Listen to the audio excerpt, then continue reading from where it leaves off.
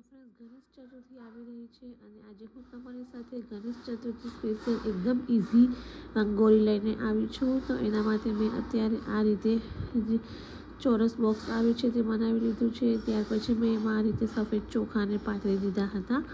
તમે આ જે રંગોળી છે એને થાળીમાં પણ રંગોળી બનાવી શકો છો. ત્યાર પછી આ રીતે જે પીપળાના પાન લીધા છે એને મેં ગોઠવી દીધા છે અને હવે આપણે ઉપરથી આ રીતે કંકુની મદદથી ગોળ રાઉન્ડમાં ચાંદલો કરી દઈશું.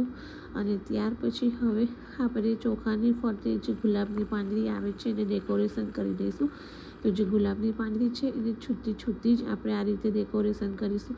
ત્યાર પછી મેં વચ્ચે ગલગોટા મૂક્યા છે અને આ રીતે જે દીવા બનાવ્યા છે તે મેં મૂક્યા છે. તો દીવા જે છે એને મેં ગોલ્ડન કલરથી રંગી દીધા હતા. તો ડેકોરેશનમાં ખૂબ જ સરસ લાગે છે. અને હવે રેડી છે આપણી ખૂબ જ ઇઝી એવી ગણપતિ રંગોળી.